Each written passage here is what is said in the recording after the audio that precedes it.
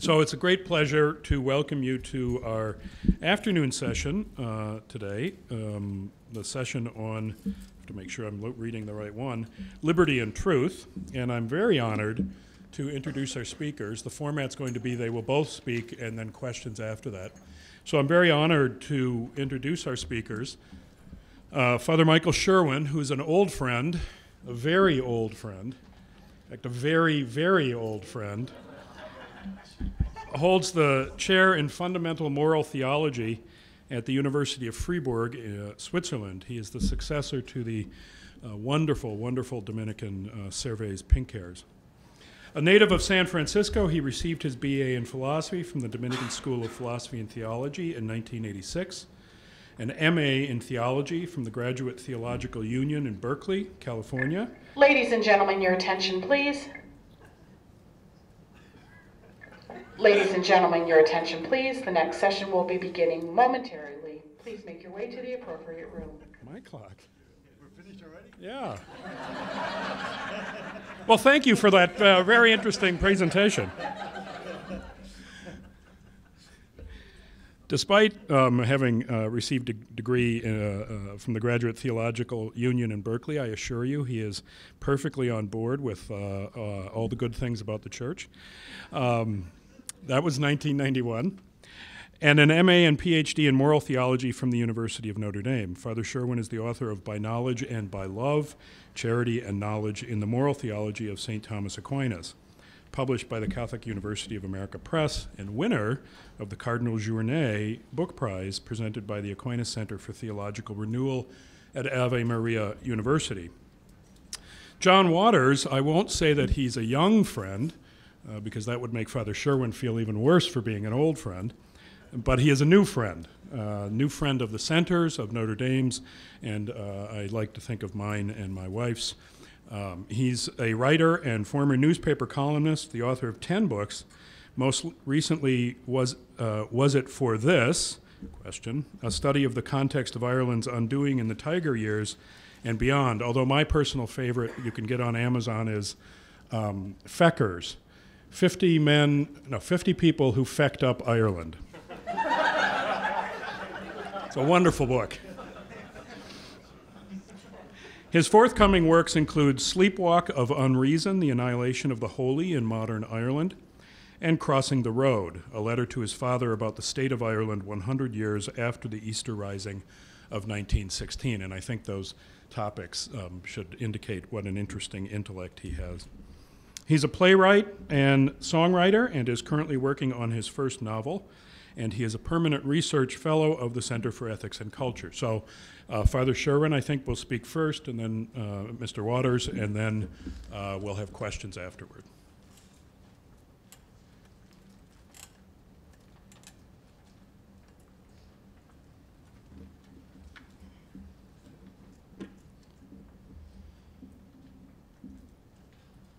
Well, after all that celebration of Irish culture, I'm going to start with an Englishman. Tiger, tiger, burning bright in the forests of the night, what immortal hand or eye could frame thy fearful symmetry? In the winter of 1932, when Malcolm Muggeridge was in Moscow as a foreign correspondent, he would often walk the streets and observe the Muscovites. He relates that as he walked among them, he had a strange, almost mystical certainty that, quote, as they were, so we were all fated to be. In them, for those with eyes to see, might be discerned the fearful symmetry of things to come, unquote. Muggeridge was captivated by William Blake's notion of fearful symmetry, a fearful symmetry in creation. Throughout his long literary career, as he made his slow, circuitous journey toward faith and the Catholic Church, Muggeridge deepened his understanding of this symmetry. At first, long before he was a believer, as he reported on the events of the world, he began to notice that they seemed to be laced with comic irony. Events that at first glance seemed meaningless and absurd, on closer inspection often seemed perfectly tailored to reveal and comically punish human folly. As he himself would later describe it, the theater of the absurd proves on closer examination to contain within it a theater of fearful symmetry. Muggeridge began to discern that there was order underlying apparent confusion, meaning underlying apparent meaningless. He began, as he would later describe it, to hear, quote, the still small voice of truth that makes itself heard above thunderous falsity, unquote. From personal experience and observation, he came to believe deeply that freedom was dependent, true freedom, was dependent on fidelity to the truth, both to that truth inscribed in nature and the truth who is Christ. Indeed, for Muggeridge, the theater of fearful symmetry is ultimately the stage of God's providential action in creation. It is grace mercifully leading each heart to see itself as it truly is and to find its salvation in Christ. In those desolate years, Muggeridge was not the only one to discover freedom's dependency on truth or its relationship to Christ. In the fall of 1940, while the Nazis' reign of terror was in full force throughout Poland, the young Karol Wojtyła, as a clandestine student, penned in Krakow a play in which he affirmed, one must throw truth across the path of lies. One must throw truth into the eye of a lie. This is so because in truth are freedom and excellence, while the betrayal of truth leads only to slavery. Later, when Wojtyła was pope, he offered his mature Christological reflections on freedom's dependency on truth. Quote, Jesus Christ meets the person of every age, including our own, with the same words, you will know the truth, and the truth will set you free. These words contain both a fundamental requirement and a warning, the requirement of an honest relationship with regard to truth as a condition for authentic freedom, and the warning to avoid every kind of illusory freedom, every freedom that fails to enter into the whole truth about man and the world, unquote. Others in Central and Eastern Europe were making a similar discovery, and often in surprising ways. Muggeridge himself draws our attention to a case that he explicitly describes as revealing God's fearful symmetry, a case of one who discovered true freedom while in prison, the case of Alexander Solzhenitsyn. At the very moment that Wojtyła was reflecting on freedom's relationship to truth, Solzhenitsyn was fighting at the front as a captain in the Red Army. A thoroughly indoctrinated and committed communist, he showed few signs of what he would later become. Towards the end of the war, however, he was thrown into prison for supposedly anti-Stalinist views carelessly expressed in a letter. So began an 8-year odyssey that would lead him through the Soviet system of prisons and prison camps that he would make famous as the Gulag Archipelago. Against all expectation, and contrary to the effect that the camps usually had on an inmate's character, Solzhenitsyn followed the path of a select but happy few, a path that led him to discover truths about himself and the nature of freedom. His transformation began with a renunciation, and I think it's a renunciation that confronts perhaps all of us today, or at least can serve as a challenge. Quote, as soon as you have renounced the aim of, quote, surviving at any price, unquote, and gone where the calm and simple people go, then imprisonment begins to transform your former character in an astonishing way, to transform it in a direction most unexpected to you, unquote. Solzhenitsyn famously adds that, quote, "It was only when I lay there rotting on rotting prison straw that I sensed within myself the first stirrings of good. Gradually it was disclosed to me that the line separating good and evil passes not through states, not between classes, not between political parties either, but right through every human heart and through all human hearts." Solzhenitsyn carried from his prison years, quote, "this existential experience, how a human being becomes evil and how good."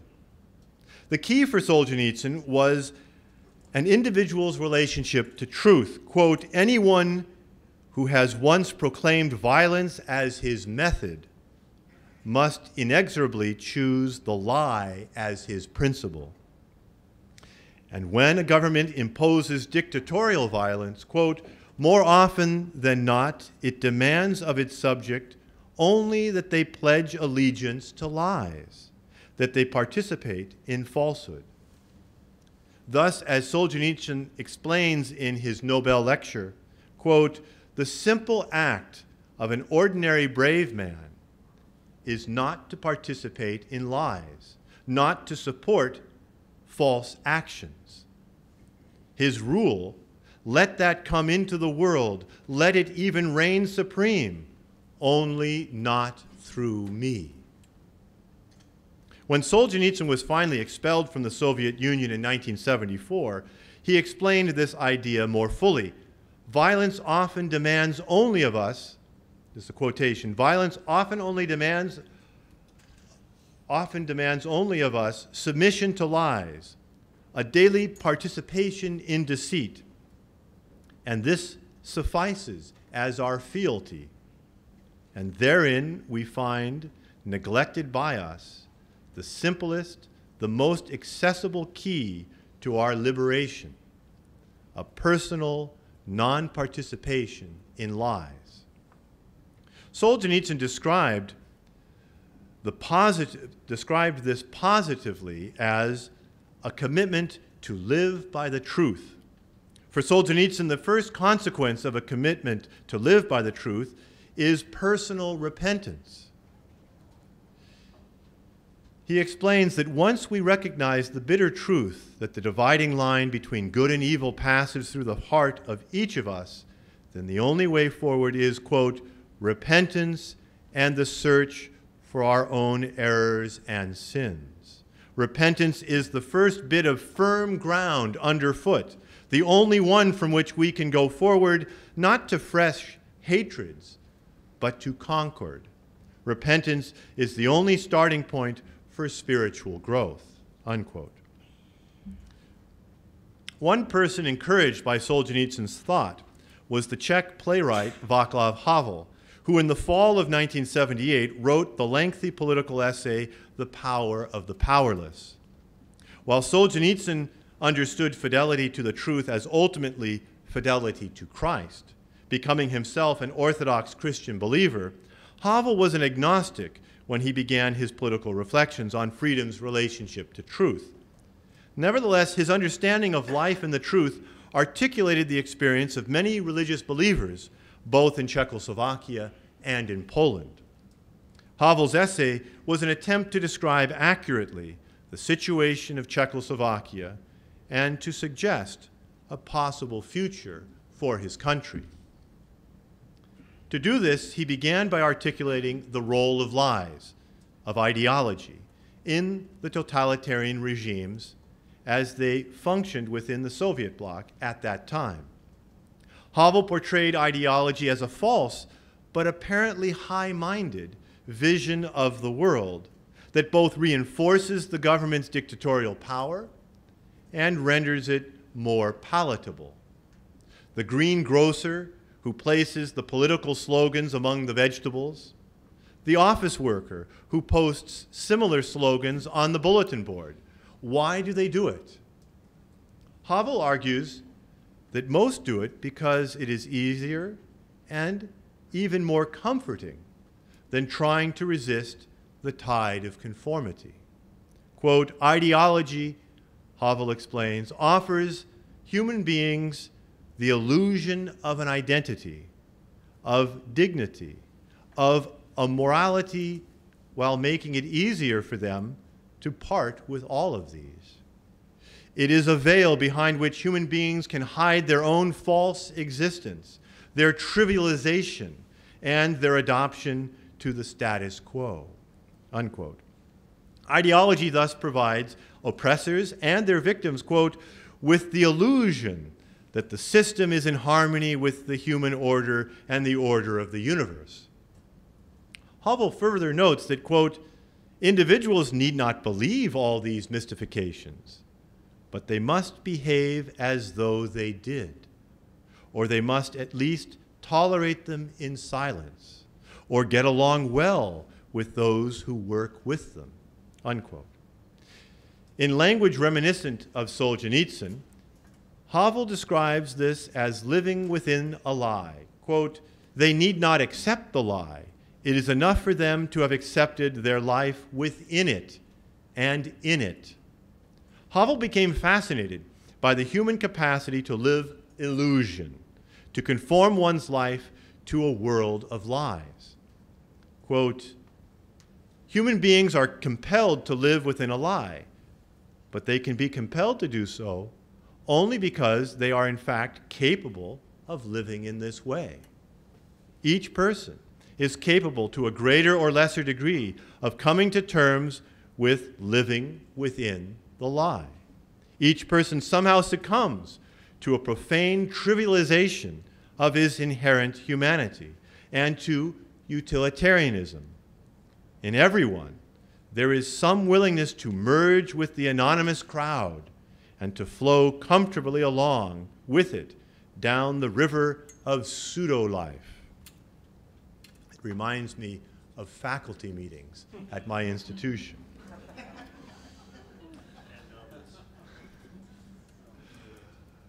Havel argues, however, that it need not be the case. He affirms confidently that, quote, the essential aims of life are present naturally in every person. Havel had this confidence because the experience of alienation that comes from living in the lie. Quote, individuals can be alienated from themselves only because there is something in them to alienate.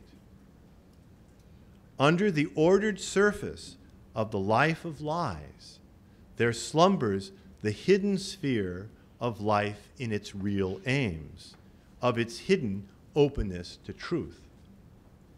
This fact helped Havel to explain what was happening under the surface of Czechoslovak society in the late 1970s. A growing number of ordinary Czechs and Slovaks were refusing to live the lie, to post the party slogans, to vote in rigged elections, to participate in sham consensus. This refusal was the first step. Next, there were those who had begun a quest to live in the truth about how to make quality beer, or to run an efficient grocery, or other homely truths about the arts and agriculture, literature, or the sciences. Havel explains that once a person attempts to articulate this to others and to organize a meeting with others who are like-minded, to organize a meeting with other grocers, or to teach underground classes on making quality Pilsner lager, and joins with others who wish to do the same, something new is born that Havel describes as, quote, the independent spiritual, social, and political life of society. John Paul II will later describe this as the, quote, subjectivity of society, unquote. Gradually, people begin to develop parallel structures, or even a parallel polis, where the members of society can together pursue the real ends of human life. Havel has in mind here underground universities, underground printing presses, publishing houses, theaters, trade unions, and any other free associations that provide space for the collective pursuit of the authentic aims of human life. Writing in 1978, Havel judged that this was as far as the resistance movements had gotten. He predicted, however, that one possible outcome would be the peaceful collapse of the regime and the emergence of a truly participatory and democratic society. In essence, Havel sketched the features of the Velvet Revolution that would erupt 10 years later. Christians both in Czechoslovakia and in Poland embraced Havel's analysis because it well described their own experience. They too had discovered under the orderly surface of the life of lies that there slumbers the hidden sphere of life in its real aims, of life in the truth. There was this difference, however. Like Muggeridge, they had discerned, quote, the still small voice of truth, and discovered that this truth was not a what, but a who. Moreover, their openness to truth was actually experienced as a response to a truth that sought them out, that had been humbly present to them all along, suffering with them, and revealing to them the Father's love. In short, their encounter with the truth revealed itself as an encounter with the Christ, the Word made flesh, God among them. At this point, it might be helpful to reinsert the title of this conference into its full theological and indeed Christological context. It's an allusion to Galatians 5:1. Quote, for freedom, Christ set us free. So stand firm and do not submit again to the yoke of slavery, unquote. It is Christ who sets us free. He does this by sending his Spirit into our hearts. Quote, where the Spirit of the Lord is, there is freedom, 2 Corinthians. Through the Spirit's action, we are configured to Christ and to begin to live the freedom that comes from living the life of faith, hope, and charity. Quote, for through the Spirit, by faith, we await the hope of righteousness, by faith working through love. Galatians 5:5 and 6. Christians, through the centuries, have experienced that one grows in this freedom by stages. As St. Augustine proclaims, the beginning of freedom is the freedom not to sin mortally. But, Augustine adds, this is only the beginning of freedom, not perfect freedom. Perfect freedom for Augustine is not freedom from, but as Father Pinckaers would say, freedom for. It is the freedom to engage in the morally beautiful actions of the virtues, all of which are ways of loving God and neighbor. However, unlike the pagan conception of virtue, these excellences, these freedoms for excellence, or liberté de qualité, as Father Pinckaers would say, are not something these virtues are not something that comes from us or from our own ethical gymnastics. These excellences are from God, as habitual gifts of grace. Paul states this very clearly when he affirms, quote, I can do all things in him who strengthens me, Philippians 4. And when he tells the Philippians, God is at work in you both to will and to do, Philippians 2. Paul experiences this divine empowerment as a new life made possible in Christ. Quote, for me, life is Christ and death is gain, Philippians 1. The fact that this freedom for excellence is a gift is ever before Paul's eyes because he remains keenly aware of his own poverty. Quote, we hold this treasure in earthen vessels to show that the transcendent power belongs to God and not to us, 2 Corinthians. As it was famously, while asking the Lord 3 times to remove a thorn in the flesh, that Paul received from God the assurance that my grace is sufficient for you, for power is made perfect in weakness, 2 Corinthians. Thomas Aquinas describes this divine affirmation as a marvelous way of speaking, mirus modus loquendi, a phrase he only uses twice in his entire corpus.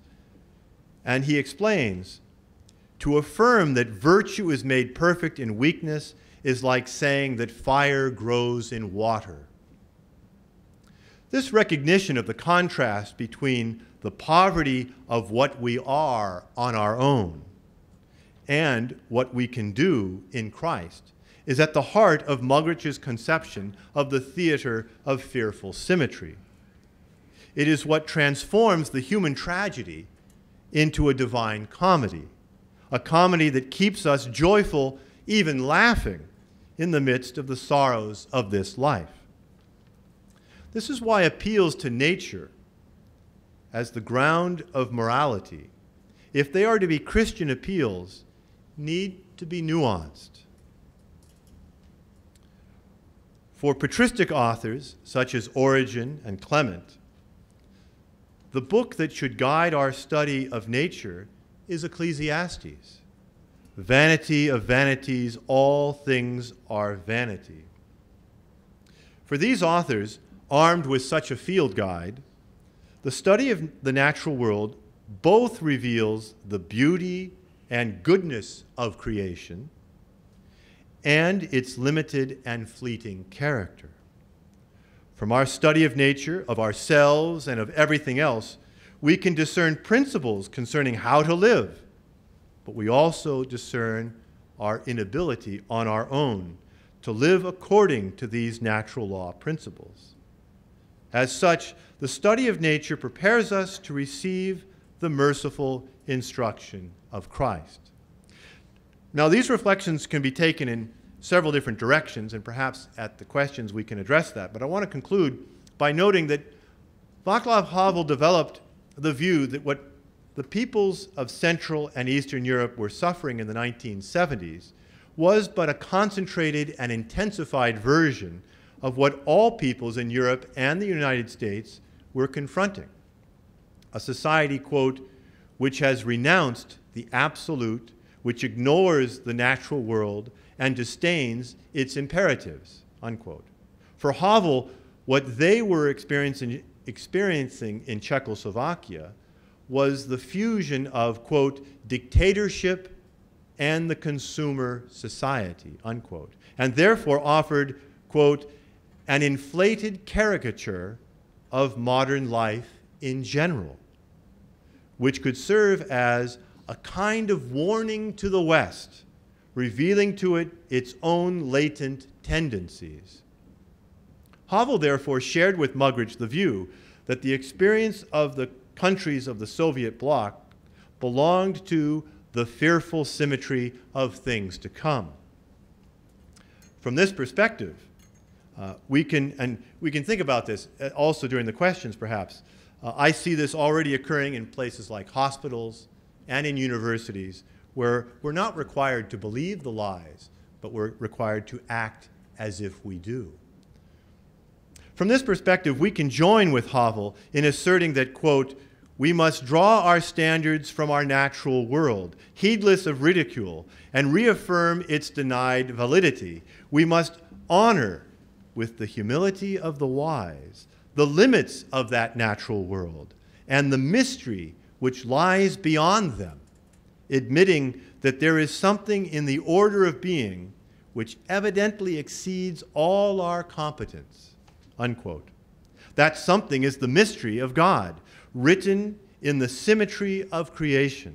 Ultimately, the temptation to live according to the lie is as old as the fall, the first faculty meeting, where our first parents first encountered the father of lies, who was a murderer from the beginning.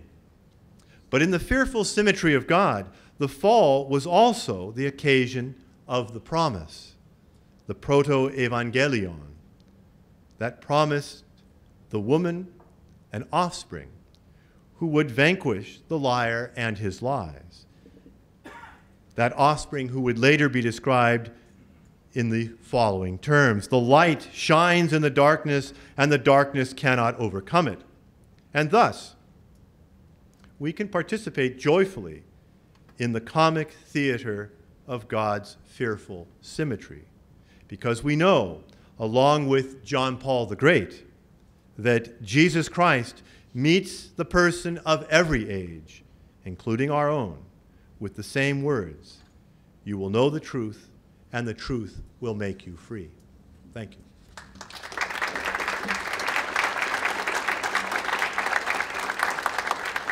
Thank you, Father. And now, John Waters, "The Tyranny of the Omnipotent Victim, How Liberty Died While We Sang Songs of Freedom."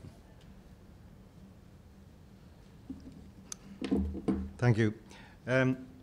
What I want to do is really to draw a sketch based to a large extent on my own experience of my life so far and the things that happened around it, the things I moved through. It might be hard to believe, but I used to be a cool kind of guy. I used to, when I was a young man, I drove a mail car, which my father had driven for 50 years before me, around the west of Ireland, and used to carry mails and newspapers and lots of things, and also passengers. So it was really kind of a stagecoach with an internal combustion engine, and I drove that. And then as well, I was a rock journalist. So it doesn't, I don't think, in theory, it doesn't get any cooler than that. But and at that moment, I kind of thought I understood everything, because it seemed that we were really kind of embarking on a new world, a new era, a new phase of human history and understanding. Because certainly in Ireland, because everything up to that moment seemed to have been very grey and joyless. That was the version of things we kind of were told and believed. And then it seemed that we were about to create a movement of liberation. And Ireland is a very odd place like that. I wrote a book about this whole experience called Jiving at the Crossroads, which was about my father and our relationship and this moment of collision. And really, I suppose some of the reviews describe it as how Ireland jumped the gap between tradition and postmodernity, leaving out the modernity part. And I don't think that's too far off the mark, because that's what we tend to do in Ireland. We start things very late and we finish them before everybody else. You know, it's like doing an exam. You know, you'd have write nothing for the first hour and a half, and then you write it all in the last part. And that's us. You know, and we've had some recent examples of that, which I'm going to come to. So rock and roll was for me really a sense of part of this revolutionary movement, and sense of it defined one's identity, my identity, and the identity of my friends. The music spoke of our lives in some kind of, in a way that nothing else had ever spoken of our lives. And it was very cool, very hip, obviously. And we didn't really pay any attention to actually the source of the music, the origins of the music, even though some of the origins of the music went right back to Ireland. You know, Bob Dylan, in his kind of more honest moments, has admitted to the extent of his plagiarism of Irish traditional music. But parallel to that, and mixed in with that, was, of course, musics which were fundamentally religious. All of the musics which made up the music that we call rock and roll were fundamentally religious music: spirituals, gospel music, country music, which is about, you know, right and wrong, the structure of man, the limits of man in domestic, in intimate situations. And of course the blues, which was really the cry of the human heart for freedom.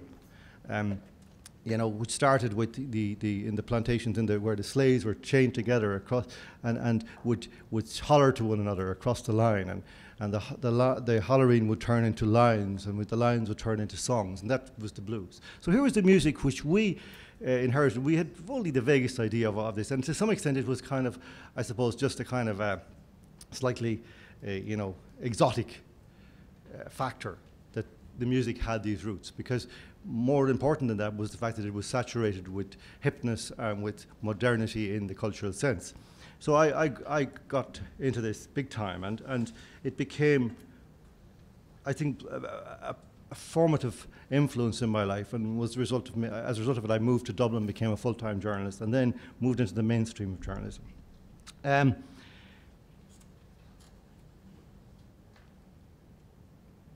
So my experience of life, I've had various key experiences that I've kind of tried to pay attention to somewhat retrospectively, probably a little bit delayed.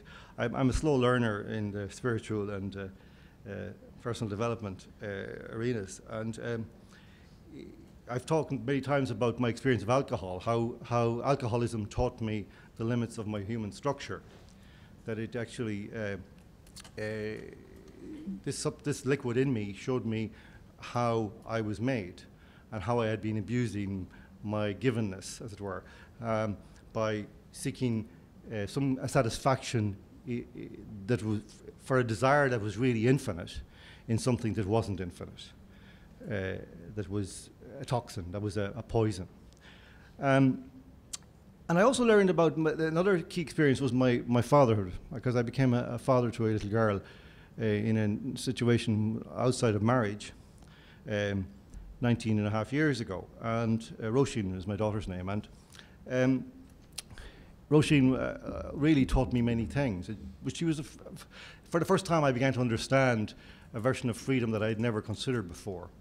Because I had always considered that kind of idea of freedom as being related to the rock and roll idea that we had imbibed, which was like basically do what you like, that it was entirely about self-expression, about your sexuality, and about all of those values that had become attached to it. We didn't know from where, really. We didn't really think it through. It seemed obvious that it was part of that countercultural revolution of the 1960s. And I had been living with that for some time. And then these two things happened to me all at once. One was that I began to notice in myself a pattern that I didn't expect in relation to my daughter. With her mother, we had an on-off kind of arrangement. She was with me some of the time, and with her mother, half and half. And then, but there was a weekend situation where I would pick her up on a Friday morning, or after school on Friday, and then leave her back on a Monday or whatever it was. And because there was a long period in between in which I didn't have her, I kind of always felt at the moment when she would arrive or when I would collect her, there was a sense of an impending tension, a kind of a fear, an anxiety that really made it feel a little bit like an imposition. Oh, I've got to do this for a weekend. It's making me less free, this parenting. And I would then, I found that as the weekend would progress, I would sort of ease in, I would get used to it. And at the end of the weekend, I would not want her to leave. And I started to pay attention to this.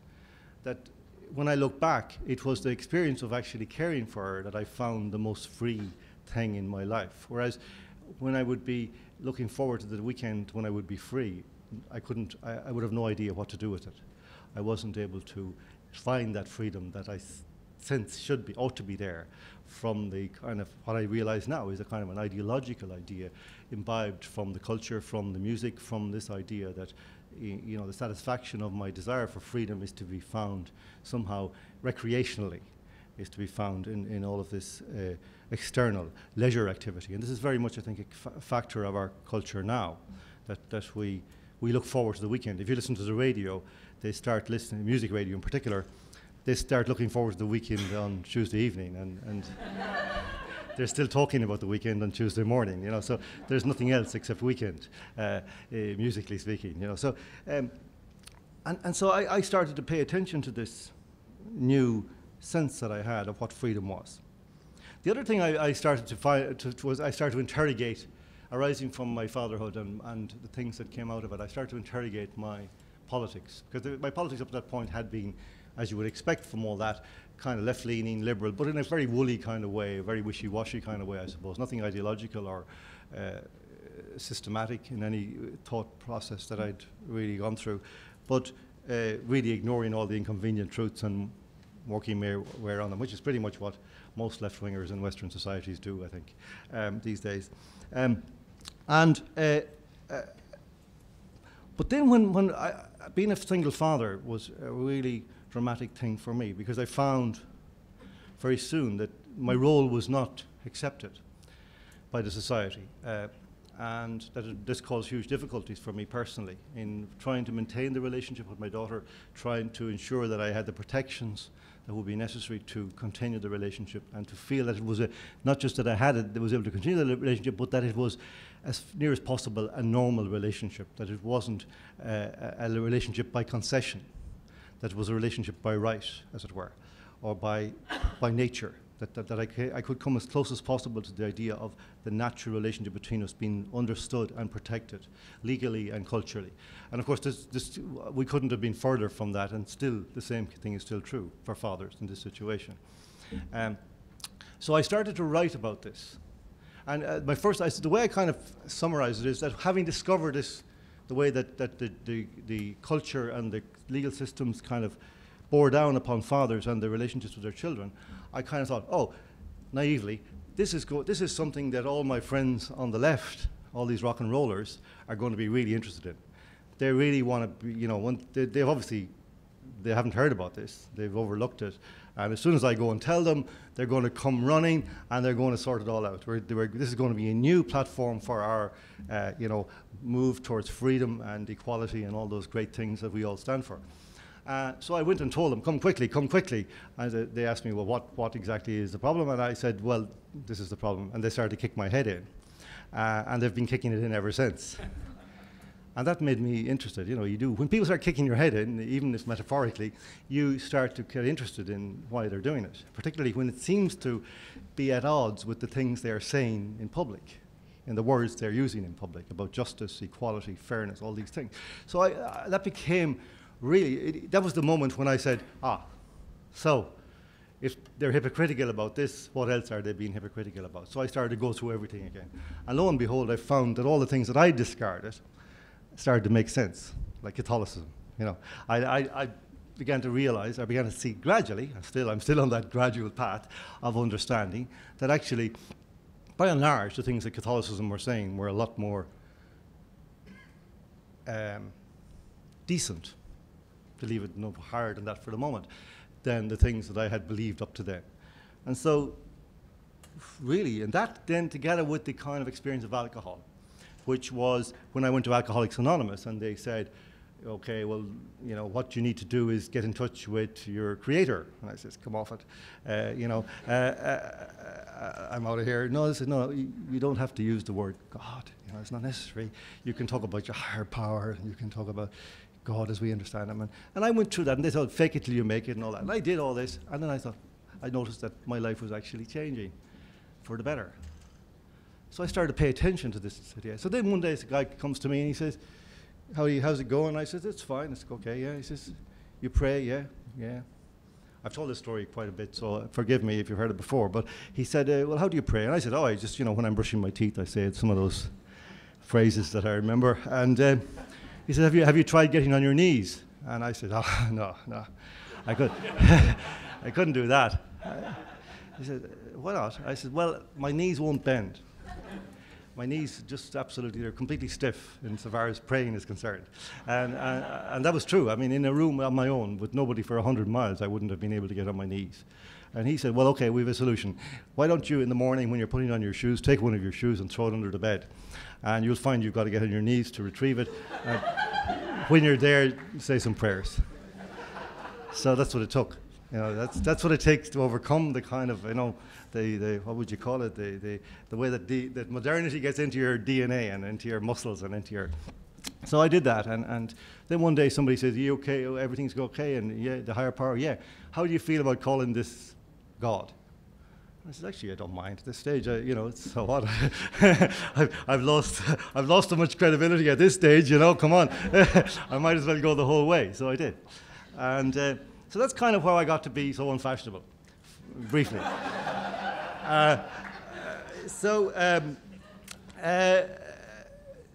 But then I started to really pay attention. I started to find out about stuff, about things like the Frankfurt School, which I'm sure you know. The Frankfurt School started in Frankfurt in Germany in the 1920s, and then because of Hitler and all that stuff, it moved to America, to Columbia University in New York. And really, it was the project which was being attempted was to prolong the life of Marxism, I suppose. That now that it was becoming clear that the economic project of Marxism was faltering, and that really the proletariat didn't seem all that keen to take up their historical role. They were sort of more interested in meritocracy where it became available and so on, and in drinking where it wasn't, and that Marxism needed a new hero. So this was the search of the Frankfurt School, and many of the intellectuals now, Antonio Gramsci and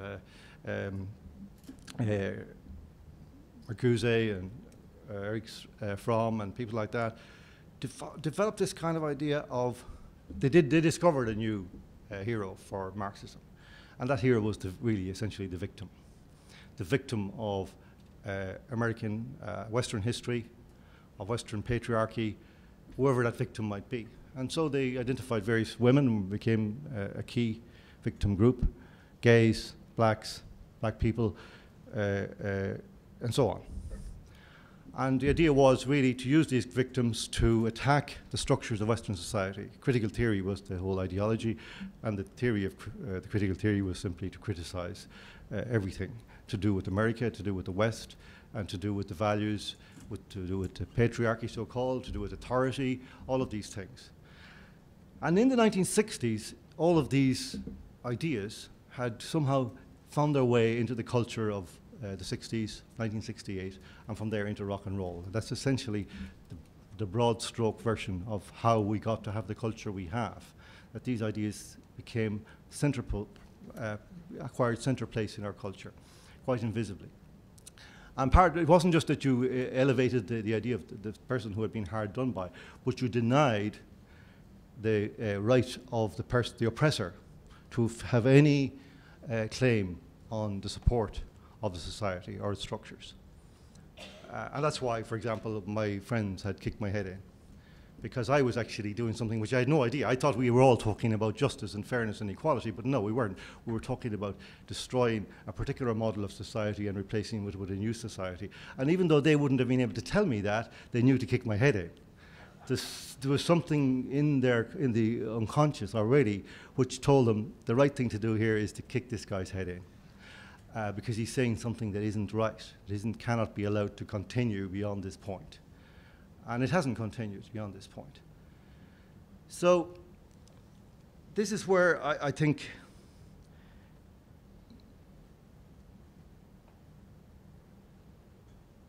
if you can master the art of being kicked to death without dying, you start to get into some interesting stuff.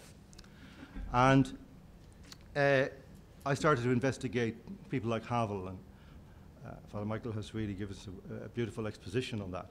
This was a great source to me, of being able to kind of transcend that left-right kind of dichotomy, that dualism that seemed to kind of imprison us, because it seemed ipso facto, certainly in Ireland at the time, that to be in any way modern, compassionate, even Christian, you had to be kind of slightly left-wing. And that you had to then accept all the left-wing analysis of everything, which kind of put you in opposition to lots of different elements of Christianity, but which meant that then you kind of threw your hat at that Christian part of it and just called yourself a socialist. But more and more I became aware of this issue of fatherhood and of the crisis of fatherhood, in the great hidden crisis of Western society in the last 50 years, which is the crisis of fatherhood, which nobody really talks about publicly. That if you go into an American prison, like 90% of the inmates at any given time, particularly the recidivist prisoners, are fatherless boys. If you go into any Western society, you find that suicide figures are 80% young males, particularly young males. And that there's a serious crisis, which Robert Bly has really, I think, done the most to make vivid in his writings, but in particular in this passage, what I want to just remember, from an introduction he gave to a book by Alexander Mitscherlich, a German psychoanalyst, called Society Without the Father. Robert Bly described how the father had died. The great father had died in Western society because of the Industrial Revolution. And he said it wasn't a premeditated crime, but that it happened collaterally as a result of their Industrial Revolution, whereby the father was forced out of the home Up to that, Bly said he had been working with objects in clear view of his children, fumbling incompetently with nuts and bolts and saws for his children to see, pausing to show his child how to hold a nail or a calf.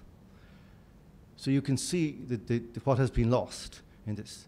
And when I read this, I understood not what I had lost, but what I had gained from my own father. This was precisely what my father had done. In the circumstances we were in, that this was something. And I became determined that my child could not lose this. Whatever capacity I had to transmit this onwards, I had to overcome this corruption of the culture that was saying to me, get out of here. You don't belong here. Your presence is unnecessary. You're an obstruction to progress. You're a, superfluous, vexatious male. So that became the big fight, and that's the fight that has got me into so much trouble since. It's interesting, and I've just come out of a big debate in Ireland on, well, I would call it gay marriage. Some people call it same-sex marriage. Some people, but in Ireland we call it marriage equality, which, as you can understand, it's a phrase which is designed precisely so that you don't. It's impossible to turn it down. It's impossible to refuse. Who can be opposed to equality? Who's opposed to marriage? The two together surely got to be good. Something like that. That is more or less the argument that won the referendum by a landslide or whatever it was. So those of us people on this, I was among them on the other side. And in that course of the last 2 years, it's interesting. I found myself in conflict with the most extraordinary people. For example, Madonna. Madonna became interested in Irish affairs for a brief period back about a year and a half ago when I became involved in a controversy. I'm sure Madonna's never heard of me, really. Probably by now has forgotten me again. But she became very interested and had some very stern things to say about people like me. And this again, this is, so, when you think of the kind of tradition of rock and roll, which I would trace from the blues to somebody like, say, Johnny Cash, that to me is the kind of the true line of rock and roll, of the blues, of those musics, the roots music into the modern era. Johnny Cash, I'd say, was one of the great educators of my daughter, because he was the only artist on whom we could agree for years. So we actually, in the car going around, is the only body we could play to, that both of us would tolerate. And so we went through everything he ever sang, song by song, and played each one at least 100 times, and talked every song to death. And this is what this culture means to me. I'm deeply infatuated with it still, but what I'm here to say is that it's actually been appropriated for very sinister ends in our culture. And there are other examples. Like Bob Dylan is a very interesting one, because I think he's the artist of the greatest integrity, and still is somebody who is, but he's true to that original impulse to explore the nature of man and the world in this form. And there's a song he did on the album before last, the one about the Titanic. Tempest, but the song I mean was The Long and Wasted Years, which is really the most beautiful song about a relationship which has gone on and on and on, but there is no love there. But somehow the absence of the love creates a new kind of love, and he gets this in the most amazing way across, So, but that song, I think that the song of the revolution that we were all supposedly part of from '68 onwards is really the times they are changing. And in his book Chronicles, his memoir, it's a beautiful book, he talked about this and about how it had been really misunderstood. He didn't quite say how it had been misunderstood, but he did say it had been misunderstood. He tends to do things like that and lay new false trails over the old false trails he has set down. He also said that his favorite politician was Barry Goldwater, and those of you who know who Barry Goldwater is will scratch your heads about that a little bit, but there you are. But then you have things like, the way that, a band like U2 found it necessary to intervene in the gay marriage debate on the side of, in Ireland, on the yes side. Why? In what sense is it necessary? So there's a huge cultural capital to be gained And I want to explore that, because this is how, you know, the Frankfurt School's agenda is being prosecuted now. This is the cutting edge of this agenda, which is being prosecuted in our cultures through propaganda, through bullying, through lies, through celebrity pressure, through demonization of those who dare to speak out against it, and really through the annihilation of reason in public affairs. Because what we have is a kind of a carrier signal of emotion in our cultures, into which propaganda is pumped by our media, and in which, because our heads are so full of noise on a 24/7 basis, because of all the nonsense that we're being pummeled with, we only have time to clutch on to cliches like marriage equality. And anybody who tries to make a reasonable argument based on constitutional facts or natural law or any of that stuff sounds like a complete idiot, a crank. And not alone are they actually wrong by definition, but they actually are exacerbating the wrong, historical wrong done to the victim. And this is where I come from my phrase, the omnipotent victim. Because in a situation like this, the person who was the victim becomes all-powerful. And the person who was supposedly all-powerful becomes helpless, powerless. And this is what's happened in our cultures. It's what's happened in Ireland, and it's how the war was won. Not through facts, not through reason, but simply by slogans, by moral blackmail, by emotional blackmail, and by then in modern tools of propaganda, Twitter, etc.,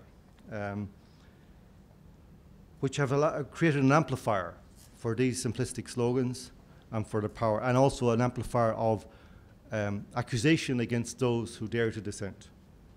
So if you can imagine trying to make a reasonable argument against people who are screaming, who are accusing you of hate crimes, while themselves hating you more than anything you've ever seen. That's kind of where it is. So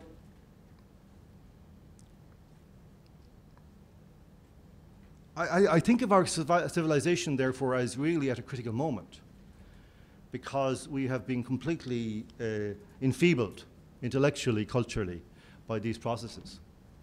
And we see this nowhere more clearly than in the context where we find ourselves now in relation to ISIS. Because here we have really a kind of a pincer movement of two totalitarianisms. The totalitarianism that I've spoken of that soft cultural Marxism, which infects everything in our societies, and then, in a certain sense, the totalitarianism of the antithesis, which has complete contempt for this, but nevertheless sees the opportunity that it offers, the enfeeblement it generates in a society, and is able to take advantage of that. And this pincer movement is actually leading us down to the reversal of history. It is putting history into reverse. It already has happened, in my view. I have a sense, sometime around 2008, that history reached the end of its trajectory and started to turn around. And they were now moving backwards through the force of these, through the pressure of these forces, and that we are moving back towards, at an extraordinary rate. Because if you consider the fact, I talk about the omnipotent victim, in our ideological context in Ireland, in the world, the Islamist is a victim. And the Islamist is entitled to call upon the protection of our culture. And that protection is always forthcoming. And whether that protection is expressed in the idea of David Cameron talking about introducing laws against Islamophobia while World War III is cranking up around him, or whether it's simply somebody who's doing a frisk at an airport who thinks it doesn't really reflect well on his credibility if he's over thorough with a particular kind of person. The opposition to profiling, for example, in our societies. These things are putting us in harm's way, and they're putting our children in harm's way. And there is this, therefore, this relationship where all of the cultural forces that we have summoned up in the past 50 years are now coming to fruition. So just to finish, I'd say I really would recommend to you a number of books, but two to finish. by Michel Houellebecq, his book Submission, which is really a prophecy of the very immediate future, 5 years hence, when France, according to the story, becomes an Islamic society, has an Islamic government. Now, it may be a fantasy, in a certain sense, but in the story, the way he tells it, there are many, many truths for us. And it's a continuation of a book which he wrote 15 years ago called Atomized, which details the disintegration of the culture we have under the pressure of the kind of things that I was talking about earlier. That culture, soft cultural Marxism, the obsession with sexuality as the route to satisfaction of the human desire in every way, and so on. These are the artists, I think, there are very few signs of hope. I was in Dublin Airport yesterday, and just to finish, and I was on the queue waiting for security, and a musician whom I know very well came up to me, came past, and he had his, I won't say his name and I won't say his instrument because that would give it away, but this guy, we soldiered together many times back in the mid-90s when we were commemorating the Irish famines of the 1840s. We used to go on the road and he would play and I would do my readings which were basically about the genocidal tendencies of our near neighbours. And he would play his instrument and we were very close friends. But the other day, he simply nodded curtly to me and kept walking. This is how the culture works.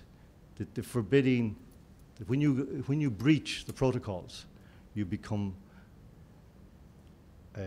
superfluous to approval and to requirements. And that's unfortunately what everybody is now afraid of. And that is what's going to kill us. Thank you very much.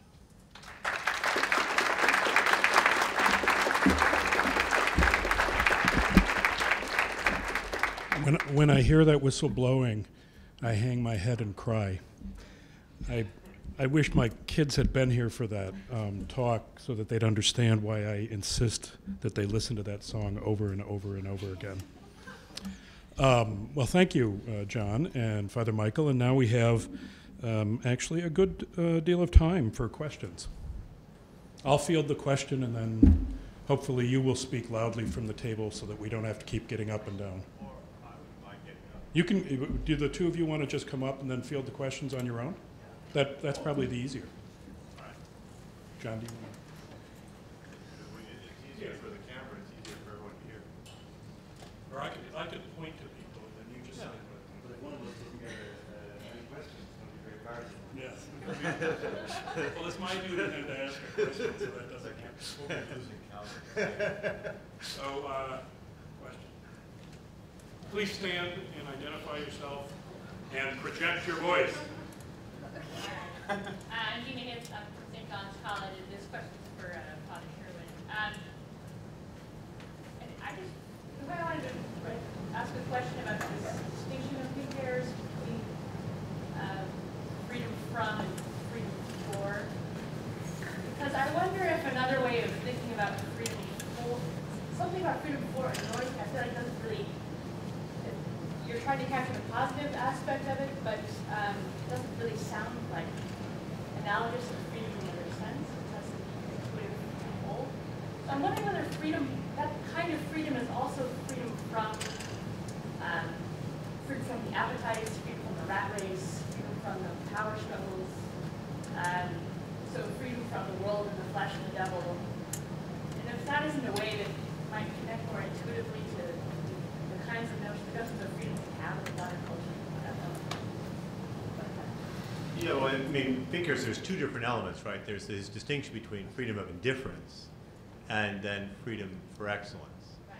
But then there's the other thing that he's very much aware of the first stage of the moral life is living the minimum requirements of the moral life. So that freedom from. But I think we don't have enough daily experience with the type of freedom he's talking about, with freedom, liberté de qualité, and the analogies really come from the arts that I think are the most helpful. And he uses the analogy of learning to play the piano. And you can bring this out. I mean, I had the unique privilege in life of knowing, I haven't known all of these great rockers, but I have known some real jazz musicians. And the fantasy is that jazz improvisation is just doing whatever the hell you want. And it's not. It requires that you've internalized the structure of music, especially Western music, and internalized a whole tradition of jazz standards in order so you can have four musicians creating music together that actually sounds good and brings joy to them and to everyone there. In order to get to the point where you can do improvisations like Vince Guaraldi does in the music he wrote for the Charlie Brown Christmas, that incredible improvisation that is very difficult for anyone to recreate today as real improvisation, is the result of a whole series of learning that is a freedom for. I can go up to a piano and I have the freedom to make noise, but I don't have the freedom to create something beautiful on that piano. That freedom is acquired over time, over long periods of time. So there's the experience of the human development of these excellences, but there's also that unique thing that nature, living the virtues, living the type of things that Professor McIntyre was talking about yesterday. On the human level, we have these experiences, but then the encounter with the gift of grace, growing in something that goes beyond what we could do on our own, is also analogous.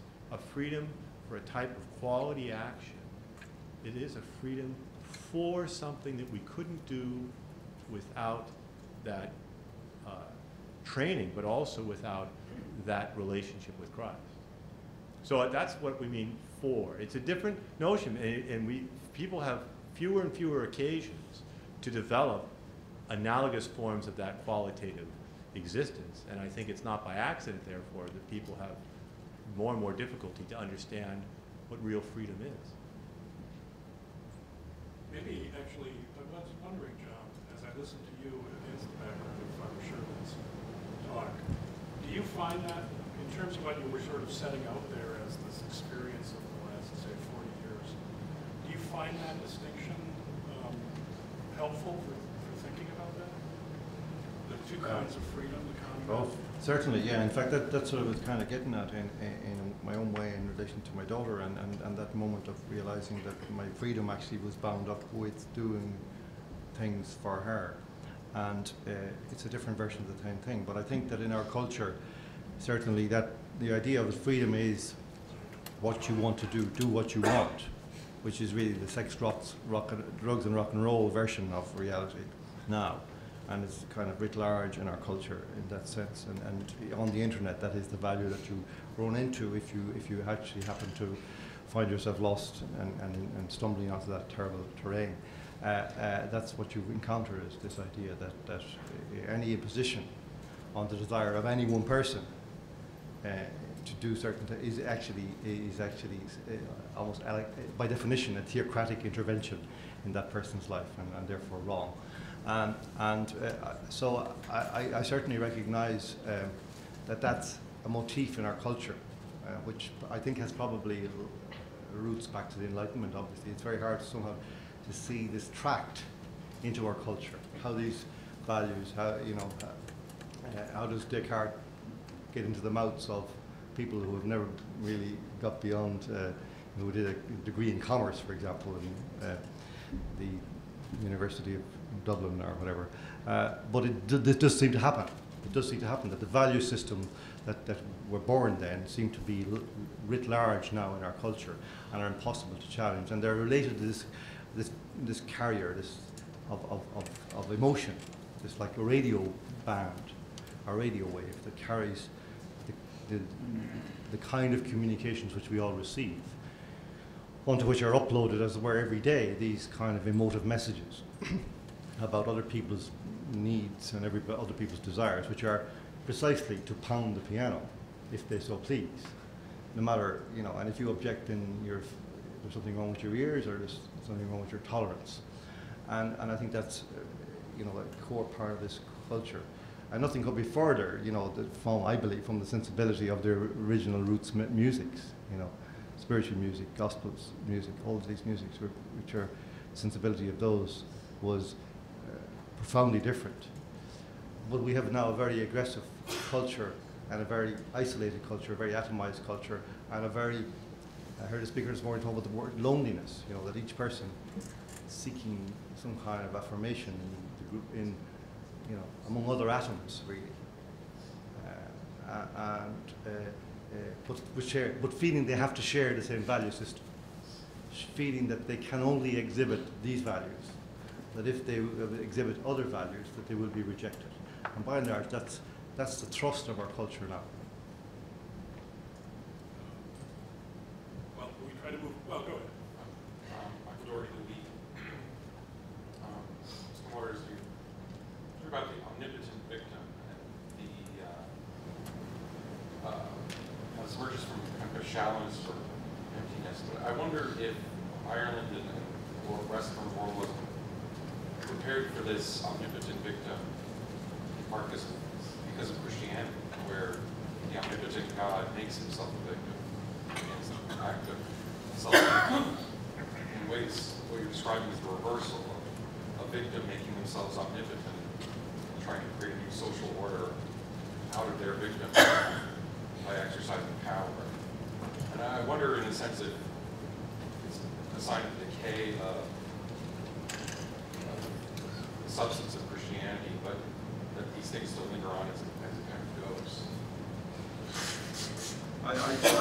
I do think that's right in a way, that there have been these corruptions, and they have slipped into our culture, even though our culture becomes increasingly atheistic. And believe it or not, I mean, people outside Ireland seem to find it hard to believe, because people still talk about Ireland being the most Catholic nation in Europe. Well, I find this, I would tell you now that it's the most anti-Catholic nation in Europe, because of it having been intensely Catholic, it has this now intense desire to purge itself of Catholicism. And therefore, you know, whereas other countries like, say, England, they're relatively indifferent to the question of Catholicism, Ireland is vehemently and vociferously against it. So, yes, that these kind of, you see these kind of corruptions not alone in that context, Michael, but also in relation to, say, you know,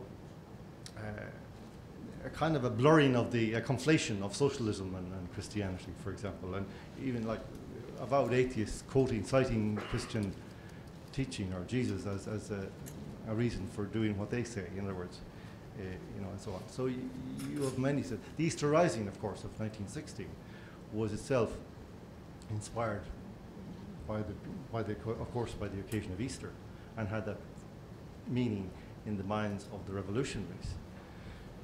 And of course, that left a very strong imprint, you know, even if people don't necessarily approve of it now, and many people don't, because for other reasons it has become revised and rejected.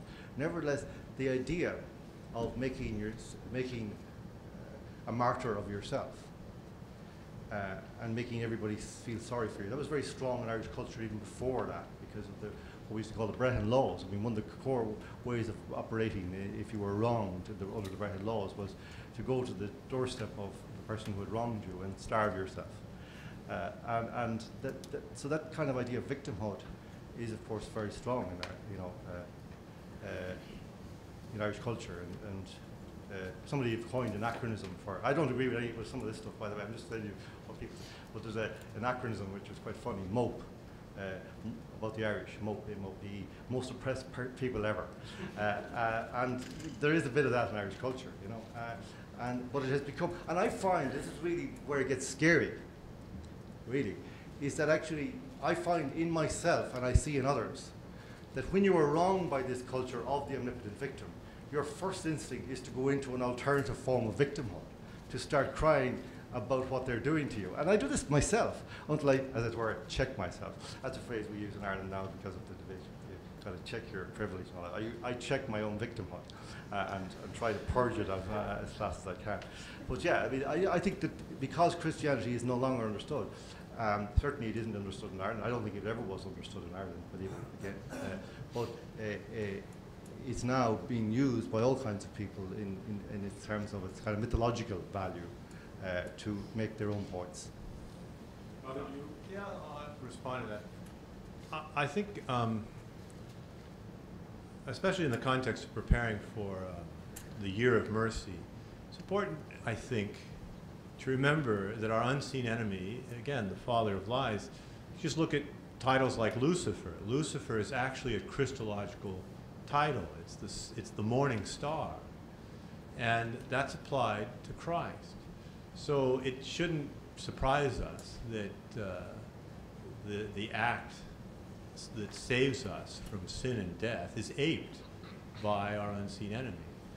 And the Year of Mercy is basically drawing on the theology of the epistle of Paul to the Ephesians. And Ephesians, it makes very clear, our enemies are not our contemporaries. Our enemies are not flesh and blood, which allows us to see our contemporaries with great compassion. If we are really Christians, we should be ready to die for them. Our enemies are our unseen enemies who hate our guts, and they are at work. So all notions of conspiracy theories usually are wrong at the level of causality. Humans aren't smart enough to pull off a real conspiracy theory.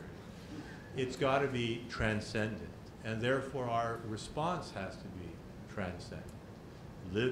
But the way we find joy in life is to realize we are going to be configured to Christ. That means we're going to be crucified. But the result is going to be to participate in the salvation of the world. So I always thought I was a Celtic optimist. That is, we expect things to be much worse than they are, and we can be joyful when we discover that they're not. So, or vindicated when they are. Yeah. So anyway, I don't think it should surprise us that, and I think this was in terms of Muggeridge, who I quoted, this is part of the fearful symmetry. The contemporary culture in many ways apes Christ. And then comes away looking really silly in the end. I mean, you can look at the ceremonies with regard to the image of Stalin and Lenin. It's all drawn on Eastern Orthodox notions of iconography. But it's silly. It's silly. Where are Stalin's legions now? How many legions does Stalin have? Sooner or later, you're made to look like a fool if you try to replace Christ. And therefore, we can be joyful, because in Christ is the final victory. It's now 2:48, and I don't know. Will they come over, or can we take another question? Will they, or will they? Oh, I have no idea. Why don't we take one last question over? Either one of you. Sure? Okay, I appreciate it. I'm studying at the University of Wisconsin, a place where the Frankfurt School dream is still very much alive. I have a pragmatic question for John, and also I want to hear Father's insights. It's very true that once you reach the protocol, your voice is gone. So I'm wondering, how do I, or all of us, exercise prudence? Is there a prudence to being silent up to a point, or getting into a culture, having some authority, perhaps as a journalist, etc., and then Yes. breaking protocol? The point is called tenure.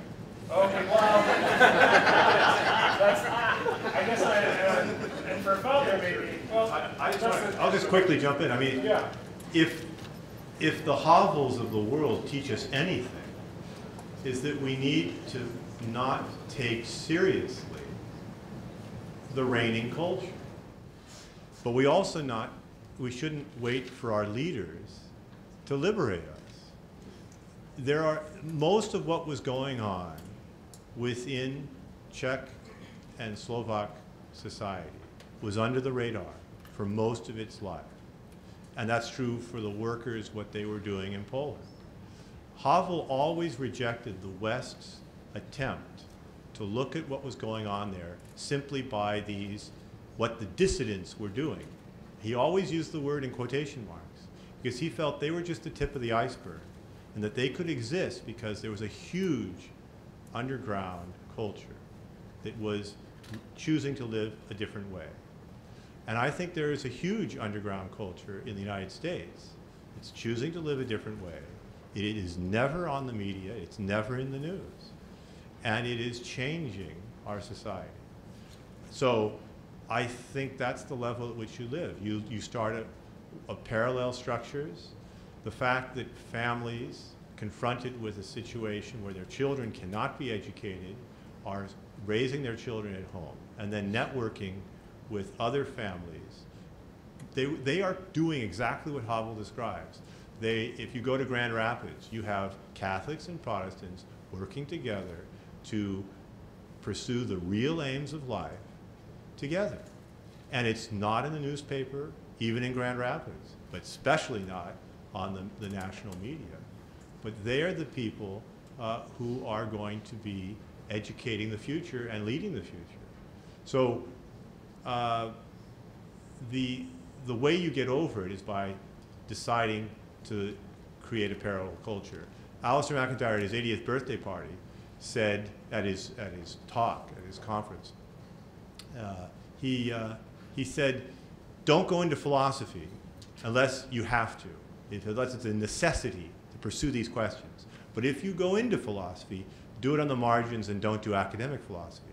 And what he meant by this, in his nice, exaggerated way, was just that, to pursue it in ways where you don't configure yourself to the criteria of the larger culture, but you find deeper values and promote them in non-mainstream ways. I think that's the answer.